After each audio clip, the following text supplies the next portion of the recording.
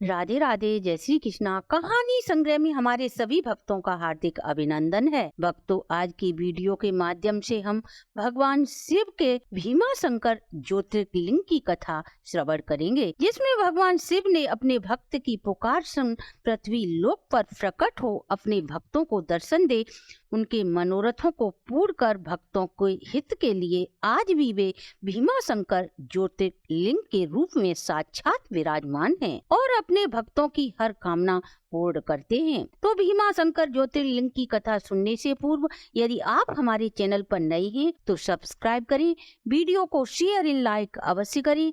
संपूर्ण जानकारी के लिए वीडियो को अंत तक जरूर देखें। शिव पुराण के रुद्रकोटिक संहिता में वर्णित इस कथा के अनुसार पौराणिक समय में एक महापराक्रमी राक्षस था जिसका नाम भीमा था। वह महाबली राक्षस कुंभकर्ण और कर्कटी का पुत्र था। वह अपनी माता के साथ शाह पर्वत पर रहता था। एक दिन राक्षस भीम ने अपनी माता से पूछा, मेरे पिता कौन थे और तुम उनके साथ क्यों नहीं रहती? तब कर्कटी अपने पुत्र भीमा से बोली, पुत्र, लंकापति रावण के छोटे भाई कुंभकर्ण तुम्हारे पिता थे। श्री राम ने लंकेश सहित तुम्हारे पिता का वध कर डाला। इससे पहले विराट मेरे पति थे, उन्हें भी श्री राम ने मार डाला। अपनी माता के मुख से पिता की मृत्यु का समाचार सुन भीम को बहुत क्रोध आया। वह अपने क्रोध को शांत करता हुआ सोचने लगा, मैं विष्णु के साथ कैसा व्यवहार करूं? यदि मैं कुंभकर्ण का पुत्र हूं तो मुझे विष्णु से अवश्य ही बदला लेना चाहिए। यही सोचकर वह महातप करने बैठ जाता है। वह ब्रह्मा जी की 1000 वर्षों तक कठोर तप करता है। एक दिन ब्रह्मा जी वरदान देने के लिए स्वयं प्रकट होते हैं और वह वर मांगने को कहते हैं। हे वत्स, तुम्हें क्या चाहिए? वर मांगो।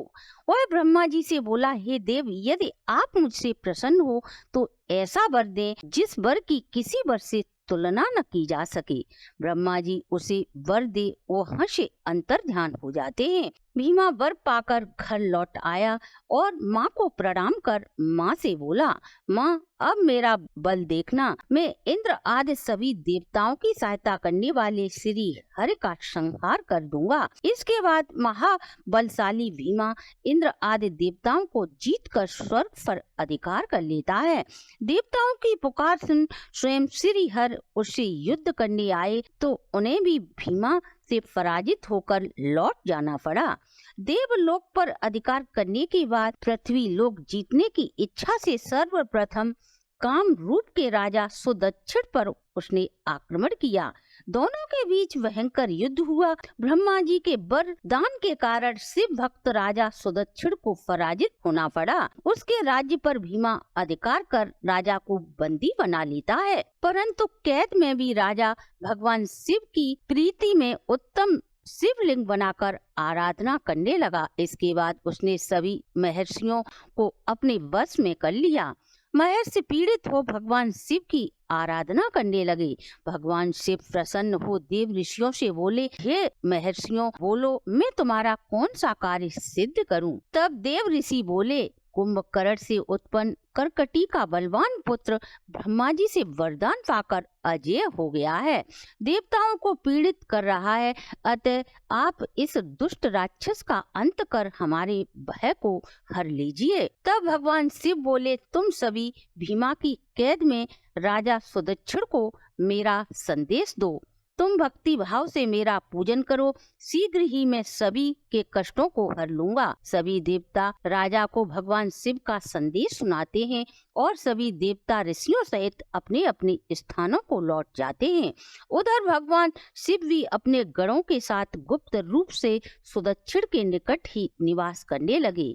इसके बाद राक्षस भीमा को संदेश सुनाते हैं कि राजा तुम्हारे नाश के लिए कोई पूजा कर रहा है।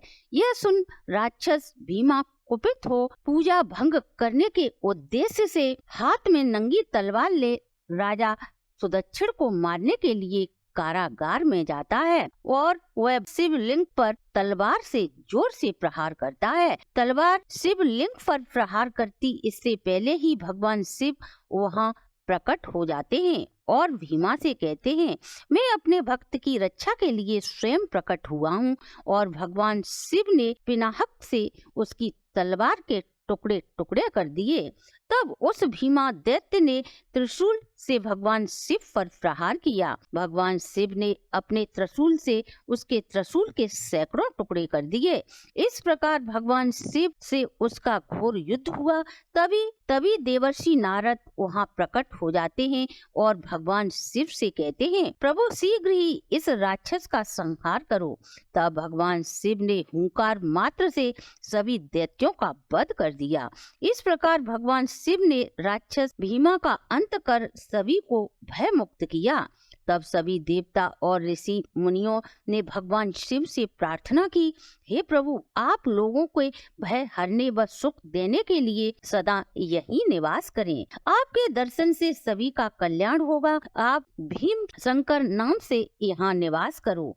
आपके इस भीम शंकर ज्योतिर्लिंग के दर्शन करने मात्र से सभी भक्तों के मनोरथ पूर्ण होंगे। तभी से भगवान शिव वहीं भीमा शंकर ज्योतिर्लिंग के नाम से विराजमान है। तो भक्तों, ये थी भीमा शंकर ज्योतिर्लिंग की उत्पत्ति की संपूर्ण कथा। अगर आपको हमारी प्रस्तुति अच्छी लगी हो तो आप हमारे चैनल को लाइक, सब्सक्राइब और शेयर करें।